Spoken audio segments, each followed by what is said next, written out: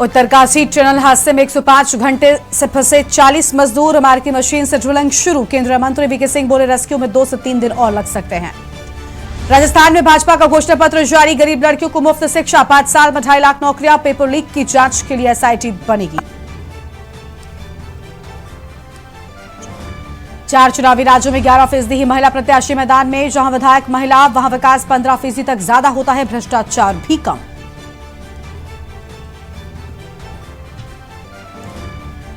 राहुल गांधी की राजस्थान में आज 3 सभा शुरू में बोले वो अडानी की जेब में पैसा डालते हैं, हम आपकी जेब में।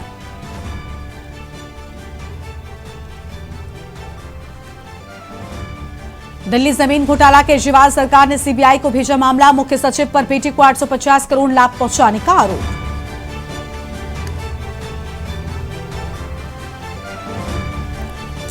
जहरीली होती जा रही राजधानी की आबोहवा 500 पार पहुंचा है। क्यूआई दिल्ली वासियों को कब मिलेगी राहत?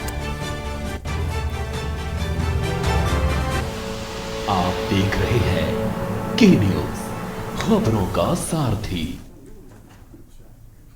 नमस्कार, देश की बात में आप सभी का स्वागत है। मैं हूं आपके साथ गरिमा वाजपेयी। देश की बात की शुरुआत करेंगे अहम खबर के साथ में। प्रयागराज से बड़ी जानकारी आपको हम बता दें। एएमयू कुलपति के लिए नाम हुआ शॉर्टलिस्ट। इलाहाबाद हाईकोर्ट याचिका पर आज सुनवाई। और पिछले सप्ताह एएमयू गवर्निंग बॉडी की बैठक हुई थी। बैठक में 3 नामों को शॉर्टलिस्ट किया गया था। इलाहाबाद हाईकोर्ट याचिका पर आज सुनवाई करेगी। बड़ी जानकारी आपको हम बता रहे हैं, जहां पर नाम शॉर्टलिस्ट हो जाने की बात सामने आई है। पिछले सप्ताह एएमयू गवर्निंग बॉडी की बैठक हुई थी। ये बड़ी जानकारी आपको हम बता रहे हैं। बैठक में 3 नामों को किया गया था शॉर्टलिस्ट। तो बैठक में 3 नामों को शॉर्टलिस्ट किया गया था।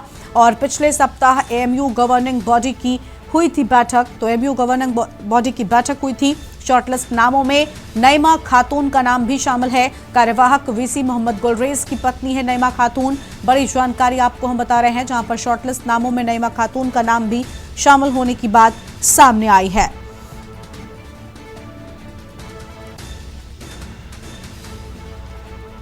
फिलहाल ये बड़ी जानकारी आपको हम बता दें। इलाहाबाद हाईकोर्ट याचिका पर आज करेगा सुनवाई। और यह हम जानकारी आपको हम बता रहे हैं, जहां पर बैठक में 3 नामों को किया गया था शॉर्टलिस्ट। तो बैठक में 3 नामों को शॉर्टलिस्ट किया गया था।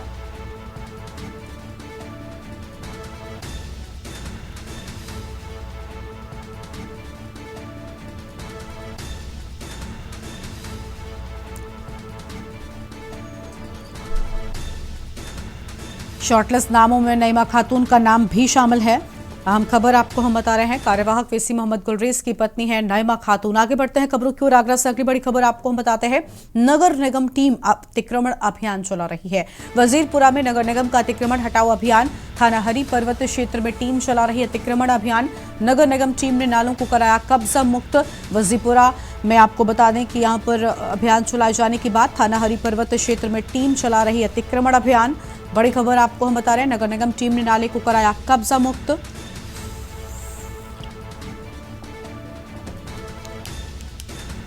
और आगरा से अहम खबर आपको हम बता रहे हैं, जहां पर कब्जा मुक्त कराए जाने की बात सामने आई है। वजीरपुरा में नगर निगम का अतिक्रमण हटाओ अभियान। तो अतिक्रमण हटाओ अभियान चलाए जाने की बात सामने आई। थाना हरी पर्वत क्षेत्र में टीम चला रही अतिक्रमण अभियान।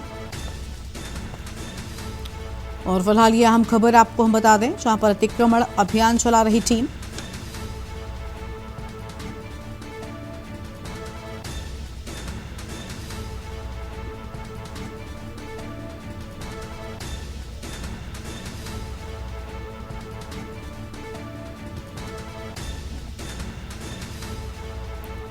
और यह अहम जानकारी, नगर निगम टीम ने नाले को भी कब्जा मुक्त कराया है।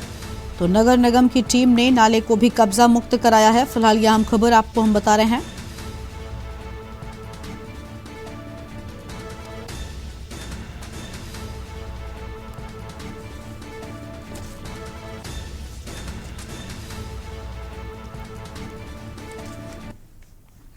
और लखनऊ से अगली खबर है, जहां पर सपा की सामाजिक न्याय यात्रा आज रवाना होगी। सपा के राष्ट्रीय अध्यक्ष अखिलेश यादव हरी झंडी दिखाएंगे। लोकतंत्र बचाओ एवं संविधान बचाओ जागरूकता यात्रा आज शाम 5 बजे यात्रा को हरी झंडी दिखाएंगे अखिलेश।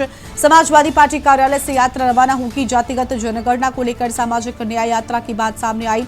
लोकतंत्र बचाओ और संविधान बचाओ को लेकर यह अहम खबर, जहां पर आज शाम 5 बजे यात्रा को हरी झंडी दिखाएंगे अखिलेश यादव। बड़ी जानकारी आपको हम बता रहे हैं। और लोकतंत्र बचाओ एवं संविधान बचाओ जागरूकता यात्रा, तो लोकतंत्र बचाओ एवं संविधान बचाओ जागरूकता यात्रा आज शाम 5 बजे हरी झंडी दिखाएंगे अखिलेश यादव। ये बड़ी खबर आपको हम बता रहे हैं।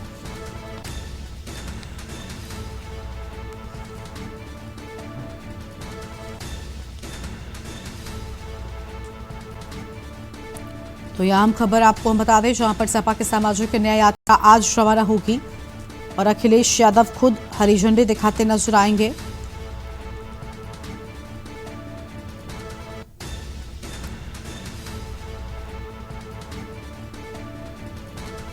फिलहाल यह आम खबर आपको हम बता रहे हैं।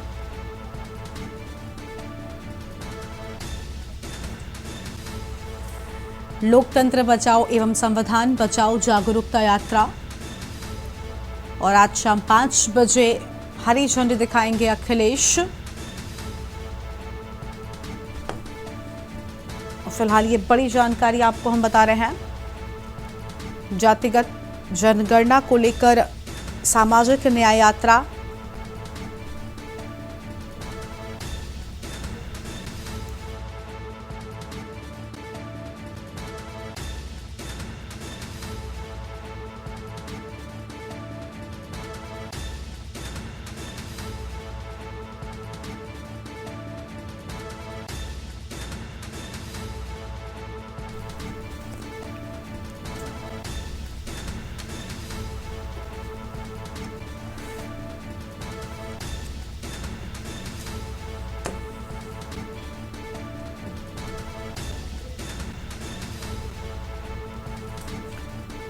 तो समाजवादी पार्टी कार्यालय से यात्रा रवाना होगी। यह आम खबर आपको हम बता दें।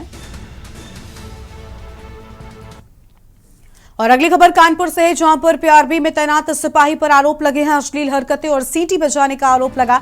विरोध करने पर पीड़ित परिजनों से सिपाही ने की मारपीट करने का वीडियो सोशल मीडिया पर वायरल हो गया है।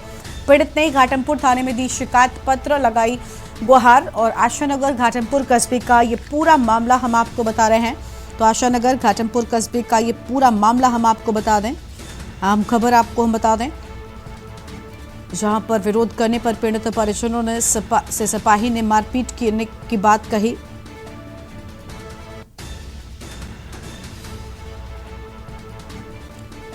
और फिलहाल ये बड़ी जानकारी आपको हम बता दें, जहां पर पीड़ित ने घाटमपुर थाने में दी शिकायत पत्र, गुहार भी लगाई है।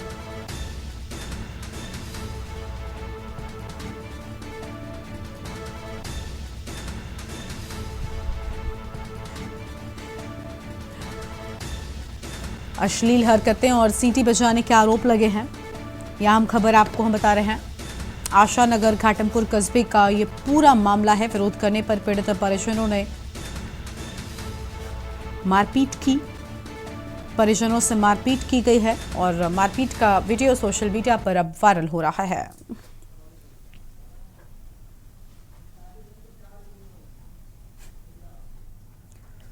यूपी में घोषित 70 स्टेट हाईवे 6 महीने में तैयार हो जाएंगे। सड़क चौड़ीकरण कार्य तेजी से करेगा लोक निर्माण विभाग। घोषित स्टेट हाईवे को न्यूनतम 2 लेन का बनाया जाएगा।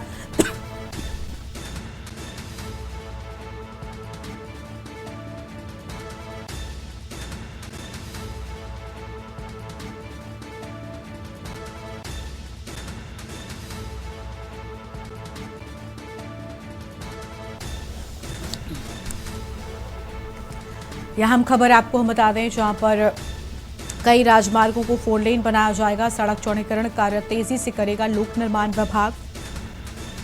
घोषित स्टेट हाईवे को न्यूनतम 2 लेन का बनाए जाने की बात सामने आई है।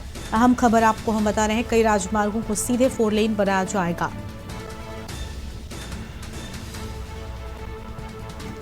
हाईवे बनने से प्रदेश की आर्थिक गतिविधियां तेज हो जाएंगी। अहम जानकारी आपको हम बता दें, यूपी में घोषित 70 नए स्टेट हाईवे 6 महीने में तैयार हो जाएंगे।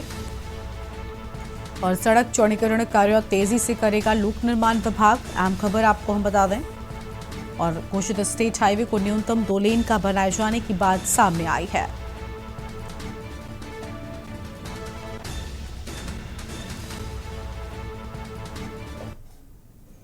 अगली खबर आपको हम आगरा से बताते हैं, जहां पर नाबालिग बच्चे के साथ दरिंदगी, गंभीर हालत में उसे अस्पताल में भर्ती कराया गया है। अभी तक पुलिस की गिरफ्त से दूर आरोपी। पुलिस आरोपी की तलाश में जुटी हुई है। आगरा थाना एतमादौला क्षेत्र का ये पूरा मामला आपको हम बता रहे हैं। गंभीर हालत में अस्पताल में भर्ती कराया गया है। अभी तक पुलिस की गिरफ्त से दूर है आरोपी। पुलिस आरोपी की तलाश में जुटी हुई है। और यह अहम खबर आपको हम बता दें, जहां पर गंभीर हालत में बच्ची को अस्पताल में भर्ती कराए जाने की बात सामने आई है।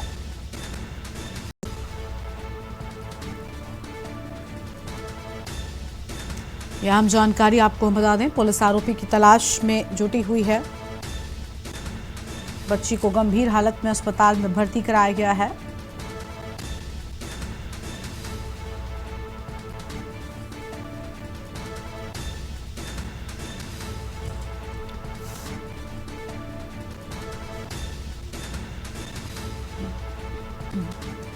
और अभी तक पुलिस की गिरफ्त से दूर आरोपी। यह अहम जानकारी आपको हम बता रहे हैं।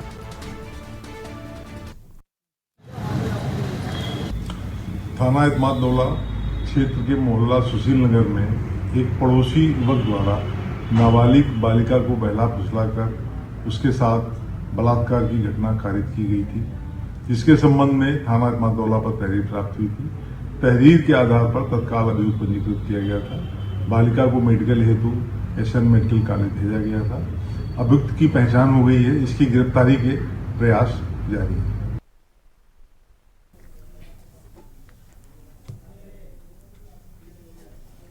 और अब सीधा आपको राजस्थान के अजमेर लेकर चलते हैं। मुख्यमंत्री योगी आदित्यनाथ पहुंचे हुए, क्या कुछ कह रहे हैं सुनाते हैं। की सुविधाएं उपलब्ध करवाई गई।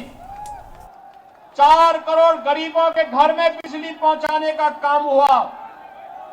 और यही नहीं, कोरोना कालखंड में 80 करोड़ लोगों को फ्री में राशन की सुविधा का लाभ मिला।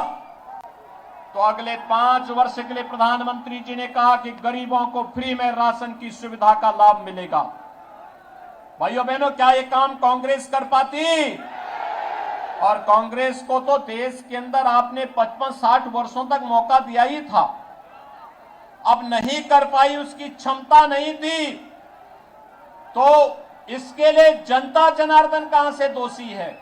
और इसीलिए मैं आपका आह्वान करने के लिए आया हूं भाइयों बहनों, ये सागर टैक्स से मुक्ति मिले, भ्रष्टाचार मुक्त व्यवस्था राजस्थान को प्राप्त हो, राजस्थान के नौजवानों के लिए भी रोजगार की सुविधाएं उपलब्ध हो, यहां का विकास की योजनाओं का लाभ गांव, गरीब, किसान, नौजवान और महिलाओं को प्राप्त हो। इसके लिए डबल इंजन की भारतीय जनता पार्टी की सरकार राजस्थान के अंदर आवश्यक है। सहमत हैं?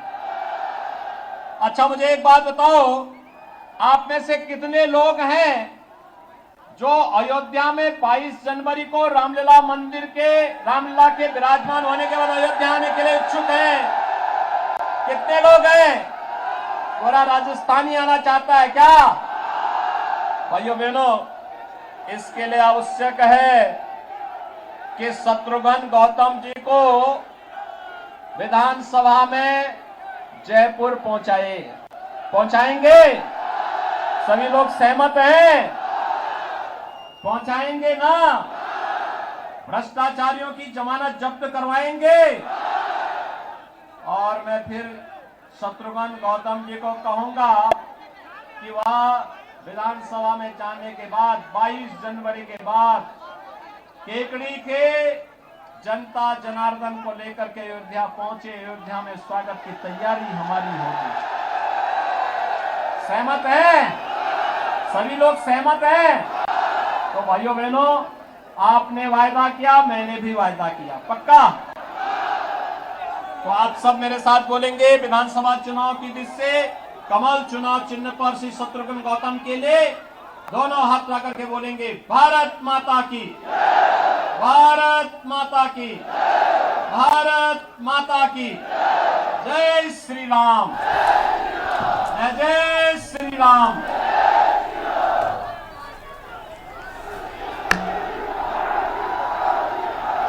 जय श्री राम। तो अजमेर से आप सुन रहे थे मुख्यमंत्री योगी आदित्यनाथ को, जिनकी ओर से बातें कही गई हैं। अब आगे बढ़ेंगे खबरों की ओर। नई दिल्ली से दरभंगा जा रही एक्सप्रेस ट्रेन में इटावा के पास बुधवार की शाम भीषण आग लग गई। आग ट्रेन की स्लीपर बोगी में लगी। जिस बोगी में आग लगी उसमें क्षमता से 2 गुने यात्री सवार थे। आग लगते ही यात्रियों ने कूद कर अपनी जान बचाई। फिलहाल किसी के हताहत होने की खबर नहीं है। उतरने और कूदने से 6 यात्रियों को चोट आई है। आग से पूरी बोगी स्वाहा हो गई। कुछ यात्रियों का सामान भी बोगी में जलने की बात कही जा रही है। हादसा इटावा के सराय भूपत रेलवे स्टेशन के पास हुआ। कानपुर दिल्ली पर रेल मार्ग पर ओएचसी बंद कर दी गई। इस रूट पर ट्रेनों का संचालन फिलहाल ठप है। 16 ट्रेनें जहां तक रोक दी गई हैं। आग के कारणों की जांच की जा रही है। बोगी पूरी तरीके से जलकर खाक हो गई। फिलहाल क्या वजह थी इसके पीछे अब तक पता नहीं चल सकी है।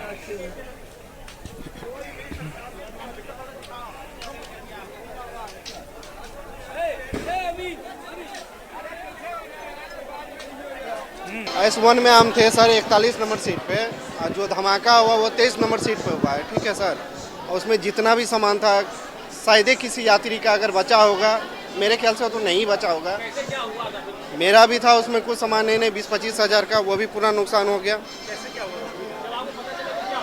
धमाका जब हुआ था ना उस समय कोई नहीं रुका, तुरंत सब सारे निकल के भागने लगे। किसी को कौन कहाँ गया कोई था पता नहीं। सब अपना सिर्फ जान बचाने के चक्कर में निकले वहाँ से, उसके अलावा कुछ नहीं। ये भी तो बताओ, जैसे ही बेंच उधर लोग कूदा वैसे ही कितनी साइड जैसे अगर उस साइड गया यात्री उतरा, उसे बगल से ही ट्रेन आने लगा, तुरंत आ गया। वो तो शुक्र मनाओ किसी का अगर हादसा नहीं हुआ उस समय।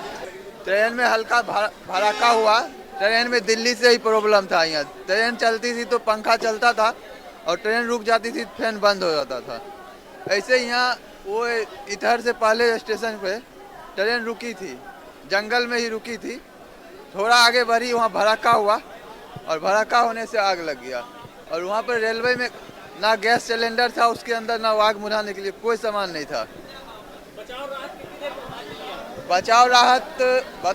बचाव 2-3 घंटे बाद वो आग, एक डब्बा जल गया पूरा, उसके बाद फायर ब्रिगेड आया। रेलवे का लापरवाही मानते हैं। जैसा कि पता है कि इसमें कुछ ट्रेन के कुछ डिब्बों में आग लग गई थी सराय भूपत स्टेशन पे। वो 3 कोच S1, S2, S3 को काटा गया था और उन यात्रियों को वहाँ एडजस्ट करके कुछ कोचेज में भेजा गया था यहाँ तक कानपुर में।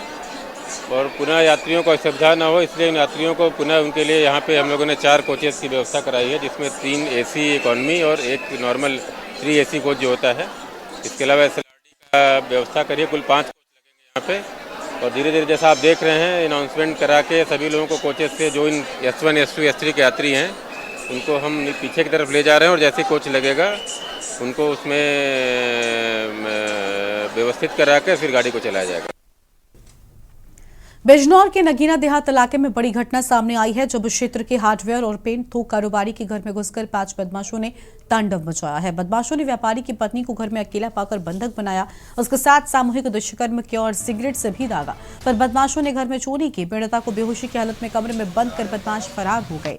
घटना से पुलिस महकमे में हड़कंप मच गया। एसपी ने घटना के खुलासे के लिए पुलिस की टीमों का गठन कर जल्द ही खुलासे के निर्देश दिए हैं। घटना जो है परसों की है और छत से कुछ लोग आए उतर के और उन्होंने पहले उनको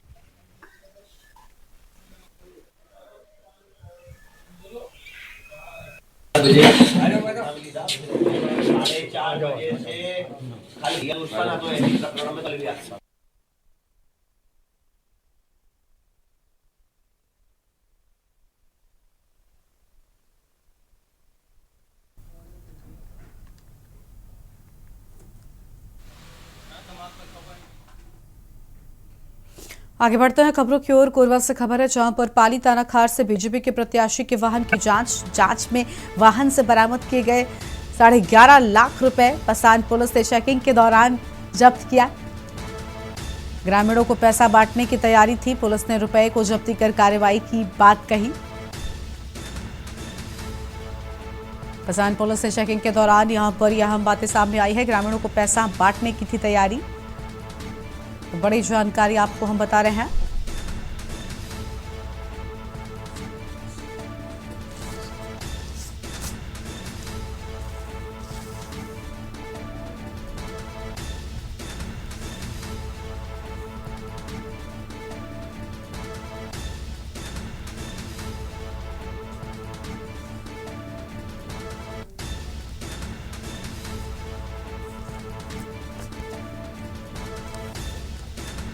तो यहाँ खबर आपको हम बता रहे हैं, जहां पर जांच में वाहन से बरामद किए गए 11.5 लाख रुपए। और यहाँ खबर आपको हम बता रहे हैं,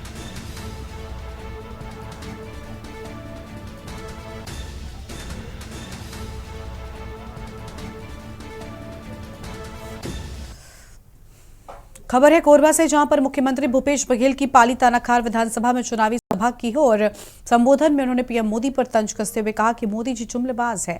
बीजेपी के सभी बड़े नेता छत्तीसगढ़ में निपट रहे हैं।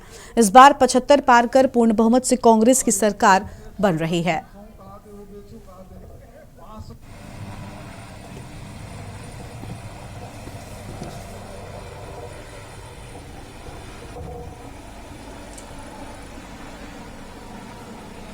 दीपावली उसके बावजूद भी सभी जगह सभी आम सभाओं में ज़बरदस्त सब किसान, मजदूर, आदिवासी, महिला, पुरुष, सब लोग, नौजवान लोग, सब लोग बड़ी शिरकत कर रहे हैं। और कल भी 7 विधानसभा में मेरा सघन कार्यक्रम था और आज भी करीब 6-9 विधानसभा में कार्यक्रम है। तो ज़बरदस्त उत्साह है पूरे छत्तीसगढ़ में।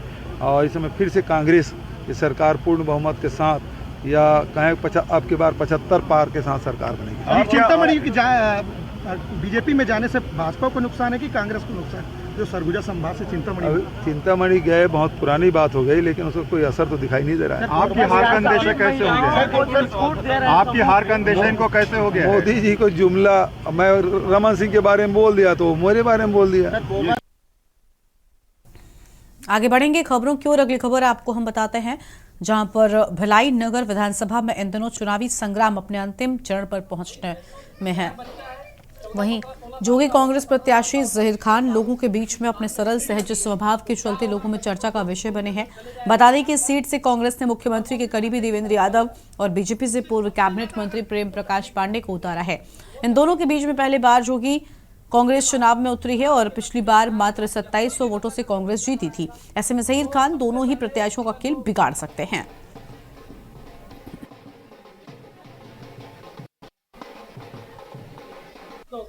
वो भी पीना धीरे धीरे उसका कम होगा और जो आने वाला भविष्य, जो नया बच्चा है 14, 15, 16 साल का होता है, 17 साल का होता है, देखता है दारू की दुकान में भीड़ लगी है। लोगों ने हॉस्पिटल सेक्टर और हुडको में अपनी जनसभाएं भी की और अपना दौरा कार्यक्रम भी रखा, जहां पर हम लोगों ने देखा कि जो यहाँ की स्थिति है कांग्रेस की सरकार में, यहाँ पर एक भय का माहौल जरूर बनाया गया कि अगर किसी की सरकार आ जाएगी कांग्रेस को छोड़कर तो बिल्डिंगें टूट जाएंगी, बिल्डिंगों को ध्वस्त कर दिया जाएगा। जबकि मैं आपको बताना चाहता हूँ 2010 में जब नोटिफिकेशन जारी हुआ था केंद्र की ओर से, एक सेल का जो यूनिट है भिलाई प्लांट, उसकी ओर से जारी हुआ था, वो 2010 में हुआ था। उस समय कांग्रेस की सरकार थी, आदरणीय मनमोहन जी की सरकार थी। उस समय जब ये नोटिफिकेशन जारी हुआ तोड़ने का, तो कांग्रेसियों ने इसका विरोध नहीं किया। देखिए, हमारी लड़ाई ना कांग्रेस से है ना बीजेपी से है, हमारी लड़ाई गरीबी से है। ठीक है, तो हमारा ये शपथ पत्र भी है पार्टी का और उसमें लिखा हुआ है कि हम सबसे पहले प्रदेश में पूर्ण शराबबंदी करेंगे और उसके बाद हम बेटी के जन्म पे 1 लाख रुपए देंगे, बेटी की शादी में 1 लाख रुपए देंगे, वृद्धा पेंशन हम 4,500 रुपए दे रहे हैं और जो यहाँ पर 15 साल से जहाँ पे रह रहा है उस जगह का उसको पट्टा दिया जाएगा। ब्रेक के बाद आप सभी का स्वागत है। रेवाड़ी शहर में भाजपा नेता एडवोकेट कमल नंबल के घर में चोरी हो गई, जिसमें चोर घर से 1,20,000 रुपए नकदी और लाखों रुपए के गहने के अलावा अन्य सामान चोरी कर फरार हो गए। बता दें कि वारदात से पहले चोर घर के बाहर घूमता रहा और फिर मौका देखकर दरवाजा फांदकर अंदर दाखिल होता हुआ सीसीटीवी कैमरे में नजर आया। मॉडल टाउन थाना पुलिस ने चोरी का केस दर्ज कर लिया है। पुलिस फुटेज के आधार पर चोर की तलाश कर रही है।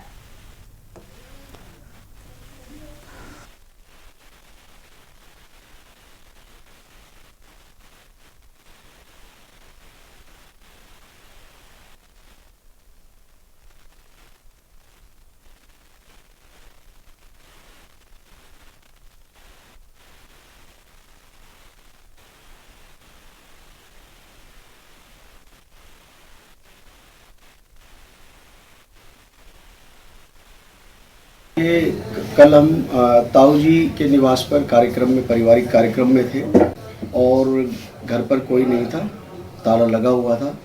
तो जैसे ही सुबह में 6:30 बजे घर पर पहुंचा तो देखा कि घर का मेन गेट का दरवाजे पे ताला लगा हुआ था, लेकिन अंदर के 2 दरवाजे पे जो है ताला टूटा हुआ था। फिर अंदर गए तो जो घर के सामान सब बिखरा हुआ था, अलमारी में तोड़कर और सारा सामान इधर उधर अस्त व्यस्त था।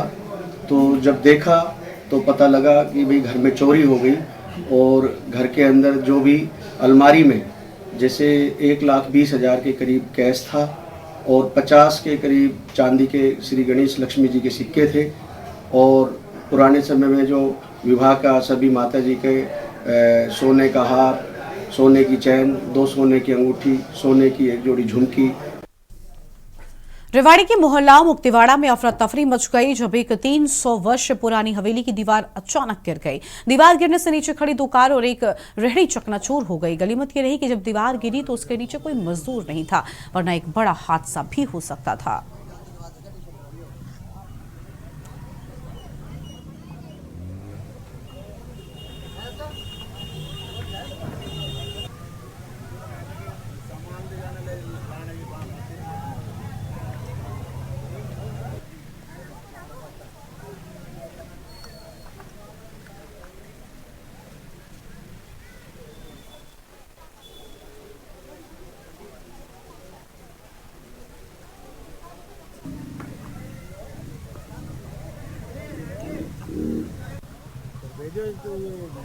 नुकसान तो 2 गाड़ियों का हुआ है, एक इनकी रेडी खत्म हो गई है, लेकिन इस जो हवेली का है पहले भी ऑर्डर आ चुका था गिराने का, लेकिन अब तक ये गिराई नहीं गई।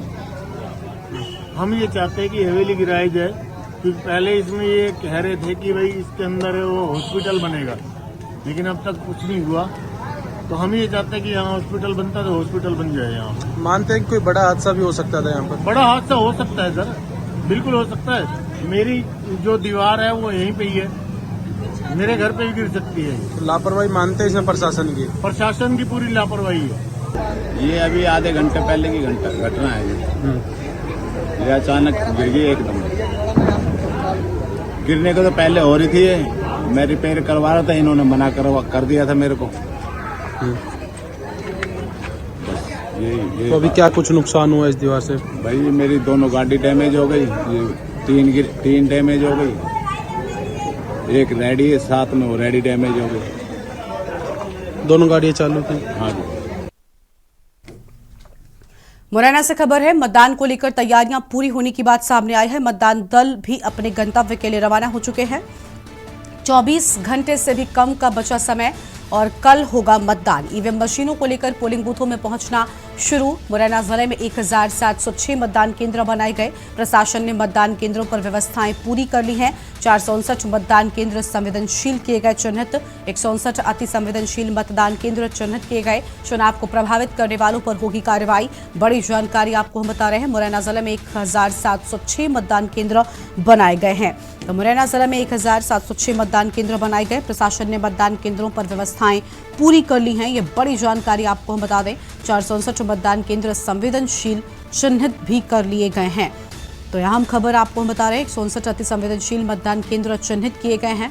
ये बड़ी जानकारी आपको हम बता रहे हैं। और मुरैना से खबर, मतदान को लेकर तैयारियां पूरी हुई हैं और मतदान दल अपने गंतव्य के लिए रवाना हो चुके हैं। तो मतदान दल अपने गंतव्य के लिए रवाना हो चुके हैं। 24 घंटे से भी कम का समय बचा और कल मतदान होगा। ये बड़ी जानकारी आपको हम बता रहे हैं। ईवीएम मशीनों को लेकर पोलिंग बूथों में पहुंचना शुरू हो गया है। मुरैना जिले में 1706 मतदान केंद्र बनाए जाने की बात सामने आई है। प्रशासन ने मतदान केंद्रों पर व्यवस्थाएं पूरी कर ली हैं।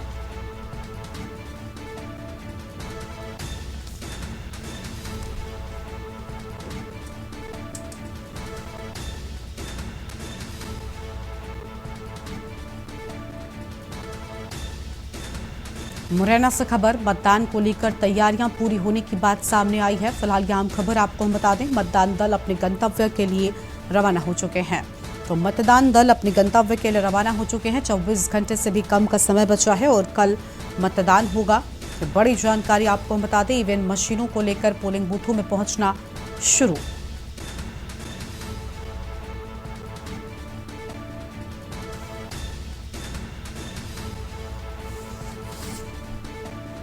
प्रशासन ने मतदान केंद्रों पर व्यवस्थाएं पूरी कर ली हैं।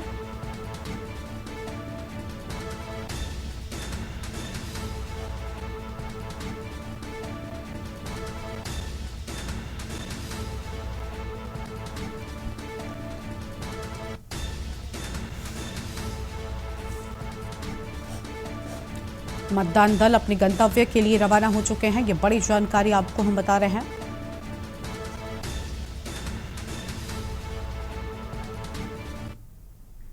और हम बात करेंगे कि आखिर सुरंग में फंसे लोग कब निकलेंगे सरकार। एक बड़ी बात है क्योंकि एक लंबा वक्त बीत चुका है और अब तक सुरंग में 40 मजदूर फंसे हैं। टनल के अंदर फंसे मजदूरों के बाहर निकलने की आस लगातार इनके परिजन और देश लगाए बैठा है। 110 घंटे से सिर्फ आस बनकर ही रह गई है सरकार की रेस्क्यू में लगातार टीम, और 110 घंटे के बाद भी नाकाम नजर आ रही है मजदूरों की गुहार। बस इतना ही है कि वो मोदी सरकार के ड्रीम प्रोजेक्ट में काम कर रहे थे, जिसका खामियाजा इनको अपनी जान जोखिम में डालकर चुकाना पड़ रहा है।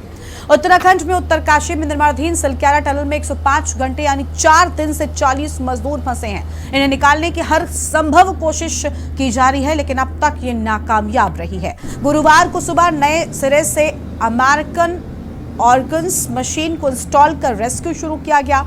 हैवी ऑगर मशीन को सेना के हरक्यूलिस विमान से दिल्ली से उत्तराखंड लाया गया है। अब तक की नाकामयाबी क्या रही है वो भी आप जान लीजिए। देखिए, मजदूर लगातार गुहार लगा रहे हैं, लेकिन भले ही रेस्क्यू टीम्स यहां पर लगी हुई हैं, लेकिन अब तक सफलता नहीं मिल सकी है। अब बड़ा सवाल ये कि आखिर क्यों यहां पर पूरे सुरक्षा संयंत्रों के साथ काम नहीं किया जा रहा था। एक साथ 40 मजदूरों को इतना भीतर भेजना और उसके बाद यह हादसा हुआ। क्या पूरी तरीके से यहाँ पर जो सेफ्टी मेजर्स थे उनका पालन किया गया था, ये बड़ी बात है। 110 घंटों से लगातार जिंदगी की जंग जारी है। ऑपरेशन जिंदगी के तहत यहाँ पर रेस्क्यू टीमों की ओर से किया जा रहा है। अलग अलग मशीनें आ रही हैं, लेकिन बड़ा सवाल ये कि आखिर क्यों अब तक ये पूरा नहीं हो पा रहा है। मजदूर भी गुहार लगा रहे हैं, मजदूरों के परिजन गुहार लगा रहे हैं कि भाई कब इस टनल से मजदूर सुरक्षित बाहर निकल सकेंगे और ये ऑपरेशन जिंदगी पूरा हो सकेगा। मजदूरों की गुहार कि आखिर कब निकलेंगे सरकार। एक ड्रीम प्रोजेक्ट के तहत ये मजदूर काम कर रहे थे और 40 इनकी संख्या बताई जाती है। ये फंसे हुए हैं। 110 घंटे से जिंदगी की जंग इनकी जारी है, लेकिन अब तक इनके इस रेस्क्यू के ऑपरेशन को पूरी तरीके से सफल नहीं किया जा सका है। हालांकि विदेशी जो रेस्क्यू टीम्स है इनसे भी मदद ली जा रही है, लेकिन अब तक सफलता नहीं मिली है। अब बड़ा सवाल ये कि आखिर कब मिलेगी सफलता। और टनल में लगातार 110 घंटे से मजदूर फंसे हुए हैं। हालांकि इनसे वॉकी टॉकी के माध्यम से संपर्क किया गया था, लेकिन यह ऑपरेशन कब पूरा हो सकेगा रेस्क्यू का, यह बड़ी बात है। टनल में 110 घंटे से जिंदगी की जंग जारी थी। आपको बता दें कि यहाँ पर एक ड्रीम प्रोजेक्ट के तहत काम चल रहा था और जिसके बाद टनल गिर जाने से 40 मजदूर अंदर ही फंस गए और अब इनके परिजन परेशान हैं, निराश हैं। अब सिर्फ आस है तो सरकार के इस रेस्क्यू ऑपरेशन से जो पिछले लंबे वक्त से जारी हो, और ऐसा माना जा रहा है कि अभी से पूरा होने में और भी वक्त लग सकता है। तो अभी से पूरा होने में 2 से 3 दिन लग सकते हैं, ऐसी भी जानकारी सामने आई थी।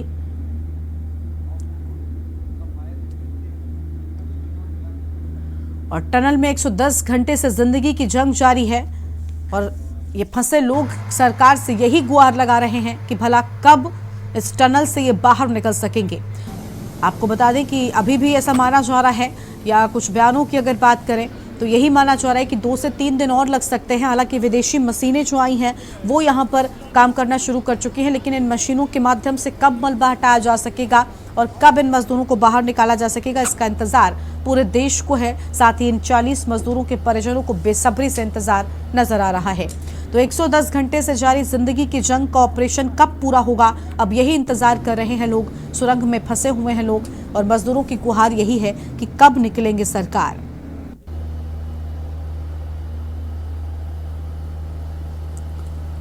तो 110 घंटे से जिंदगी की जंग जारी है और तकनीकी टीम यहां पर लगातार लगी हुई है। एनडीआरएफ, एसडीआरएफ की टीमें यहां पर लगातार मौजूद हैं। और आपको बता दें कि 12 तारीख को उत्तराखंड के काशी में बन रही यमुनोत्री नेशनल हाईवे में सुरंग धंस गई थी, जिसके बाद 40 मजदूर यहीं पर फंस गए और इन्हें निकालने के लिए यहां पर रेस्क्यू ऑपरेशन लगातार हो रहा है।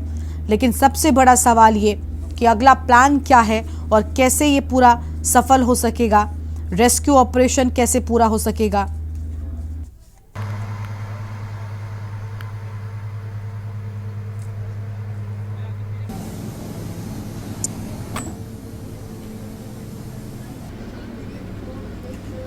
तो 5 दिन 120 घंटे और आधे रास्ते में रेस्क्यू ऑपरेशन। मदद हालांकि अलग अलग जगहों से ली जा रही है।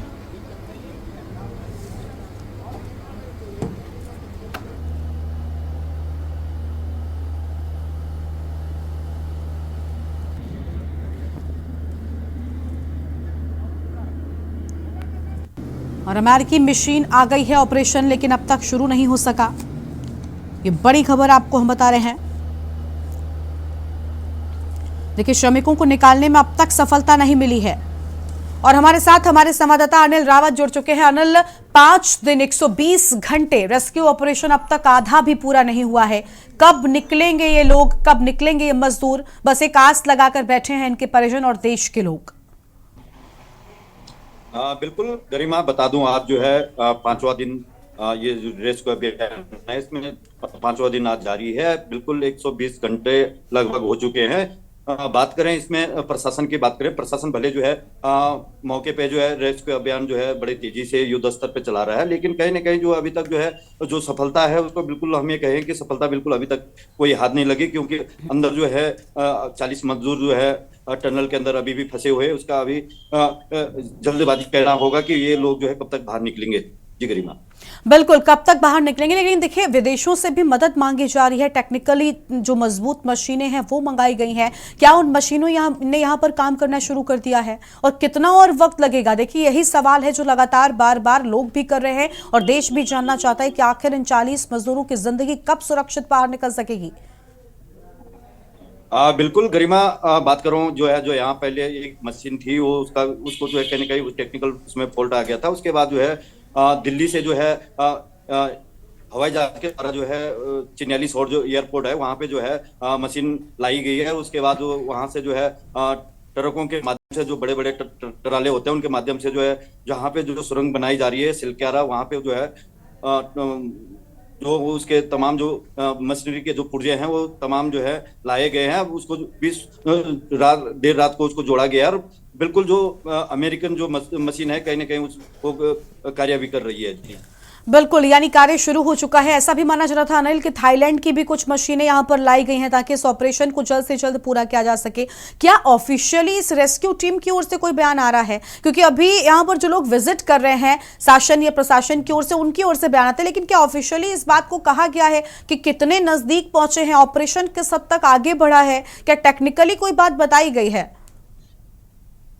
बिल्कुल गरिमा, इसमें बात करूं, इसमें जो है जो ये घटना है यहाँ पे जो तमाम जो है वीआईपी जो यहाँ पे आ रहे हैं, केंद्र की बात करें या फिर राज्य सरकार की बात करें, तमाम जो है यहाँ पे वीआईपी आ रहे हैं। तमाम जो है अपनी जो है दिशा निर्देश दे रहे हैं। जो तमाम जो हाँ एजेंसियां जो काम कर रहे हैं उन लोगों पे बिल्कुल नजर बनाई हुई, लेकिन कहीं ना कहीं जो है बिल्कुल जो है अभी तक ये कहना उचित नहीं है कि इसमें अभी कितना वक्त लगेगा। जी बिल्कुल। और देखिए, पहाड़ों पे टनल बन रही है एक ड्रीम प्रोजेक्ट के तहत। आप प्रदेश को स्मार्ट प्रदेश बनाने के लिए, यहाँ पर यातायात को सुगम बनाने के लिए काम कर रहे हैं। लेकिन सबसे बड़ी बात यह कि आखिर ये जो हादसा हुआ, जो 40 मजदूरों की जिंदगी आज अधर में अटकी हुई है, ये क्यों हुआ? क्योंकि अगर एक प्रोजेक्ट पर काम हो रहा था, क्या पूरे यहाँ पर जो सुरक्षा मानक होते हैं उनका पालन किया गया था? अब इतने भीतर तक कितनी बड़ी संख्या में मजदूर गए और उसके बाद अचानक मलबा गिर गया। क्या कुछ यहाँ पर कमी भी रही है? ये जो हादसा हुआ, कोई इसमें जिम्मेदार है?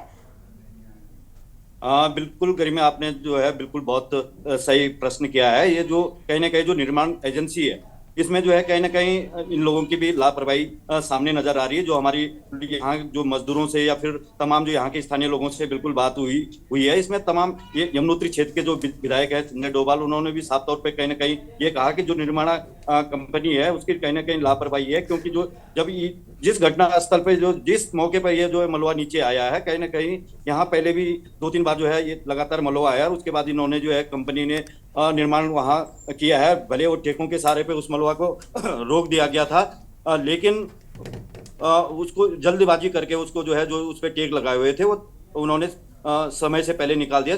उसके बाद जो है ये बड़ा हादसा हुआ। बिल्कुल, लेकिन क्या इन लोगों पर एक्शन लिए जाने की बात सामने आ रही है? क्योंकि आज 40 जिंदगियां अधर में अटकी हुई हैं, 40 जिंदगियों पर खतरा पड़ा हुआ है। भले ही अब रेस्क्यू टीम्स यहां पर लगातार दिन रात एक करके मेहनत कर रही हैं इनको बाहर निकालने के लिए, लेकिन अब तक कोई भी ऐसी आस नजर नहीं आ रही है। और देखिए, ये बात हो रही थी अनिल की 800 mm से ज्यादा का पाइप यहां पर डाला जा सकता है, जिसके माध्यम से रेस्क्यू जो है वो आगे बढ़ सकेगा। क्या इसी स्तर पर काम हो रहा है? क्या इसी तरीके से, इसी पैटर्न में काम किया जा रहा है? किस तरीके से इनको निकाले जाने का प्लान तैयार किया है रेस्क्यू टीम ने? बिल्कुल गरिमा, पाइप की बात करें, इसमें जो है पाइप जो है जो बड़ी मशीन आई है इसके द्वारा जो है बड़े पाइप बिछाए जा रहे हैं, जिसमें जो है जो मलबा है वो यथावत रहेगा। उसके जो है ड्रिल मशीन करके जो है, जो ड्रिल मशीन है जो बड़ी मशीन आई है, उसके द्वारा जो है उसमें जो है सुराख कर दिया जाएगा, ताकि उसमें पाइप जाएंगे और पाइप के माध्यम से जो है जो लोग फंसे पड़े हैं उनको जो है कहीं ना कहीं सुरक्षित निकालने की कवायद चल रही है। ठीक है, हमारे साथ में ठीक है। अब ये लोग बिल्कुल बिल्कुल, देखिए इंतजार इसी बात का है और जवाब सिर्फ एक सवाल का चाहिए कि आखिर कब ये ऑपरेशन पूरा होगा और कब ये 40 जिंदगियां सुरक्षित इस टनल से बाहर निकल सकेंगी, और देश यही जानना चाहता है। हमारे साथ में अजय दियानी जी भी जुड़ चुके हैं, पर्यावरणविद हैं। अजय जी, बहुत स्वागत है आपका के न्यूज इंडिया पर। अजय जी, उत्तराखंड में उत्तरकाशी में जिस तरीके से टनल हादसा हुआ, 40 मजदूरों की जान अधर में अटकी हुई है टनल के भीतर। ये पिछले 100 घंटे से ज्यादा का वक्त हो चुका है फंसे हुए हैं। एक तरफ देखिए, पहाड़ों को तोड़कर काटकर हमने बहुत रास्ते बनाए हैं, पहाड़ों पर बहुत कई जगहों पर काम हुआ है, लेकिन क्या अपनी सुविधा के लिए इस हद तक नेचर के साथ खिलवाड़ करना कि लोगों के ही लिए वो खतरा हो जाए? आप मानेंगे कि आखिर ये हैवी मशीन्स देखिए पहले टनल बनाने के लिए चलाई जा रही थी, अब रेस्क्यू के लिए भी अमेरिका थाईलैंड से मशीनें आ रही हैं, ये कितना नुकसान पहुंचा रही हैं? इनसे और नुकसान तो नहीं होने वाला है? जहाँ तक है, आपने जो प्रश्न उठाया वो बहुत ही संवेदनशील प्रश्न है। और जहाँ तक उत्तराखंड के विकास की बात है, तो मैं आपके चैनल में पहले भी कह चुका था कि विकास जो है बिना सड़क और बिना टनल या बिना डैम के नहीं हो सकता है। अब सवाल ये है कि हम सुरक्षित निर्माण कैसे करें। विकास करना एक चीज है और सुरक्षित निर्माण करना दूसरी चीज है। सुरक्षित निर्माण के लिए जरूरी है कि इस पूरे क्षेत्र का भूवैज्ञानिक सर्वेक्षण, जिसमें भी हम प्लानिंग करते हैं, सबसे पहले प्लानिंग स्टेज आती है। प्लानिंग में हमें यह डिसाइड करने की कोशिश करते हैं कि हमारा रास्ता या हमारी टनल किधर जाएगी। और जब हम एक बार जो मोस्ट फिजिबल ऑप्शन ढूंढ लेते हैं, उसके बाद उस क्षेत्र के जो भूवैज्ञानिक नक्शे हैं उसका गहनता से अध्ययन करा जाता है और उसमें ये देखा जाता है कि कहाँ पे क्या क्या प्रॉब्लम आएगा, क्योंकि जो नक्शे होते हैं वो जमीन के ऊपर के होते हैं। बिल्कुल। जो अगर आपको टनल बनाना है तो वो टनल जमीन के अंदर बनेगी, खुदाई करके बनेगी। तो उस सरफेस मैप्स की कमी को दूर करने के लिए हम 2-3 तरह के सर्वे करते हैं। पहला तो करते हैं हम जियोफिजिकल सर्वे, इसमें विद्युत तरंगें जमीन के अंदर भेजी जाती है, या अगर काफी गहराई में है तो भूकंपीय तरंगें उत्पन्न करी जाती है और उसके बाद जो नतीजा आते हैं उसका इंटरप्रिटेशन किया जाता है। या लेजर रे भी भेजी जाती है आजकल ग्राउंड पेनिट्रेटिंग रडार के थ्रू, और उससे हमें काफी कुछ हद तक जमीन के अंदर की गहराई के बारे में पता लग जाता है कि किस स्थल पे क्या क्या संभावित कमियां हैं। दूसरा, उसको कंफर्म करने के लिए जगह जगह ड्रिलिंग करी जाती है। ड्रिलिंग करने से यह है कि जो चीज सरफेस पर दिख रही है और जो आपने अनुमान लगाया अंदर क्या हो सकता है, उसके बारे में भी हमको पता लग जाता है। तो ये सारी चीजें खुदाई करने के पहले करी जाती है और ये डिटेल प्रोजेक्ट रिपोर्ट का पार्ट होती है। अब सवाल ये कि जो असेसमेंट करा आपने शुरुआत में, वो असेसमेंट की बेसिस पे आप आगे की प्लानिंग करेंगे खुदाई की।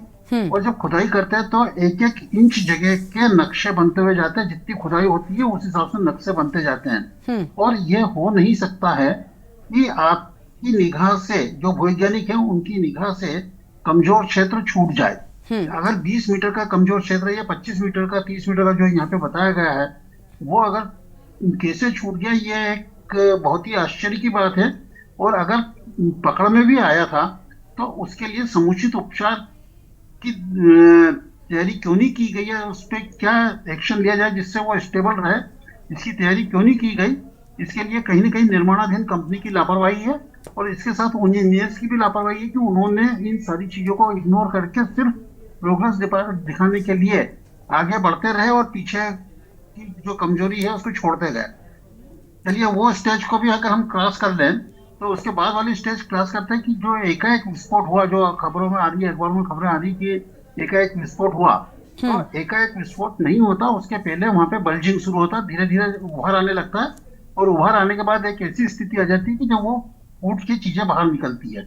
अब जब ये फूट के बाहर निकली तो उसके पहले जब उभर आया था, ये हल्का सा उभर भी दिख रहा था, रात बम जिसको हम बोलते हैं, वो बम को क्यों इग्नोर किया गया और उसके लिए क्या मतलब तैयारी की गई उसके निपटने के लिए? बिल्कुल बिल्कुल, देखिए तैयारियों में कहीं ना कहीं लापरवाही रही है या फिर जो कंपनी यहाँ पर निर्माण कार्य करा रही थी। अब सबसे बड़ा सवाल ये कि किसकी लापरवाही और कौन भुगत रहा है। ये मजदूर जो यहाँ पर काम करने के लिए आते हैं दिहाड़ी मजदूरी पर, अब इनकी जान पर खतरा बना हुआ है।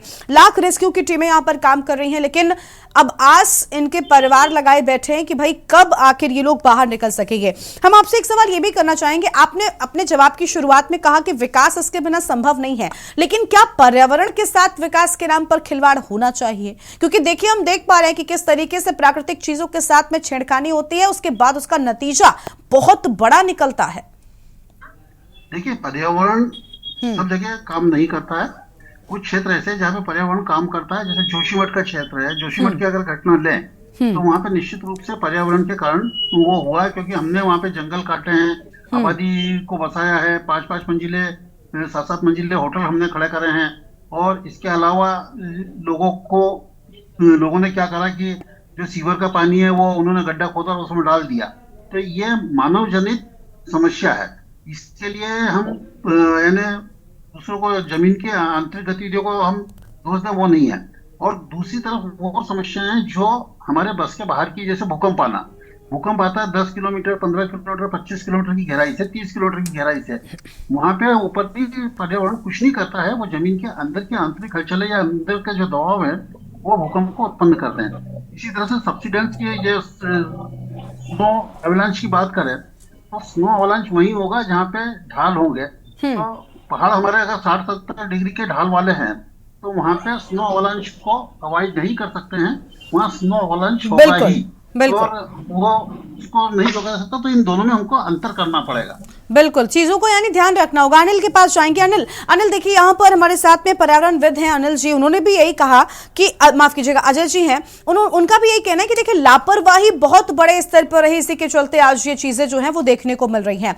इन लापरवाह लोगों पर एक्शन कब होगा? एक तरफ सबसे पहले तो इंतजार इस चीज का ही कि रेस्क्यू ऑपरेशन कब पूरा हो, लेकिन क्या इस जो लापरवाही के चलते इतना बड़ा हादसा हुआ है, क्या इन पर भी एक्शन लेने की कोई तैयारी कर रहा है प्रशासन? बिल्कुल गरिमा, बता दूं कि उत्तराखंड के जो मुख्यमंत्री है पुष्कर सिंह धामी जो है बिल्कुल मौके पे, अभी 2 दिन पहले मुख्यमंत्री जो है स्वयं मौके पे आए थे। तमाम जो है वीआईपी आए थे, मंत्री आए हैं, केंद्र से भी मंत्री आए, और खुद आज जो है पुलिस महानिदेशक अशोक कुमार भी आया।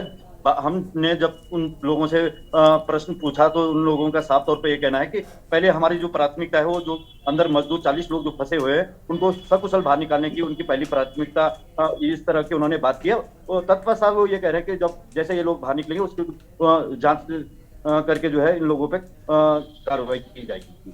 बिल्कुल, साफ तौर पर यहाँ पर कार्रवाई किए जाने की बात सामने आई है, लेकिन क्या अभी ये भी समझ में आ सका है अनिल कि कितने नजदीक पहुंच सके हैं? क्या मजदूरों से वॉकी टॉकी के माध्यम से संपर्क कभी भी हो पा रहा है?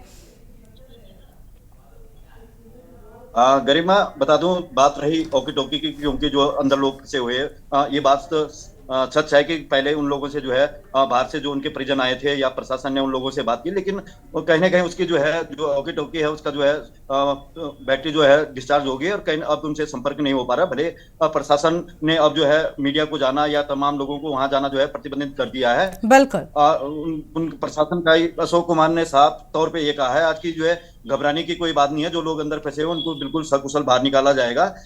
भले उन लोग, ये भी साफ तौर पे अशोक कुमार ने ये भी कहा कि हमारी उन लोगों से बात हुई। अब गरिमा देखना ये होगा कि सत्यता ये कब तक बाहर सामने आएगी कि वो जो फंसे पड़े जो लोग हैं वो सकुशल कब तक बाहर निकलेंगे, ये सबसे बड़ी चुनौती है। अच्छा, 2 से 3 दिन और लगने की बात यहाँ पर भी सामने आई थी। बताया जा रहा है कि वीके सिंह जब पहुंचे उन्होंने कहा 2 से 3 दिन और लग सकते हैं। इसमें कितनी सच्चाई है? क्योंकि देखिए काफी वक्त, 105 घंटे से ज्यादा का वक्त हो चुका है। बिल्कुल गरिमा, जो आज बीके सिंह आए थे उन्होंने साफ तौर पे ये बोला था, अशोक कुमार जी ने भी ये बोला कि क्या आज जो है वो तो ये बात कर रहे थे कि आज शाम तक हम पूरी कोशिश करते हैं कि जो लोग फंसे पड़े हैं उनको हम आज बाहर निकालेंगे, लेकिन ये अभी कहना बहुत मुश्किल होगा कि जो है उनको कितना वक्त लगेगा। अभी साफ तौर पे ये कहना उचित नहीं है। जी बिल्कुल, साफ तौर पर देखिए कितना वक्त लगेगा, यही सवाल पूरा देश कर रहा है कि कितना और वक्त इन 40 जिंदगियों को सुरक्षित बाहर निकाल पाने में। आप दोनों को बहुत शुक्रिया हमारे साथ जुड़ने के लिए और जानकारी हमारे दर्शकों के साथ में साझा करने के लिए। तो अमेरिकी मशीन आ गई है, ऑपरेशन भी शुरू हो चुका है, लेकिन बड़ा सवाल ये कि सुरंग में फंसे लोग आखिर कब निकलेंगे सरकार। हालांकि खुद सरकार की ओर से लगातार कोशिश की जा रही है, लेकिन जिम्मेदारी भी सरकार की ही थी, क्योंकि कहीं ना कहीं गलतियां हुई, लापरवाहियां हुई, जिसके चलते आज बड़ा हादसा हुआ और 40 जिंदगियां अधर में अटकी हुई नजर आ रही हैं। रेस्क्यू ऑपरेशन जिंदगी का कब पूरा होगा, इसका इंतजार एक तरफ देश को है, इसके साथ ही प्रदेश की आम जनता और इन मजदूरों के परिजन भी आस लगाकर बैठे हुए हैं। बुलेटिन में इतना ही। आप देखते रहिए के न्यूज़ इंडिया। नमस्कार।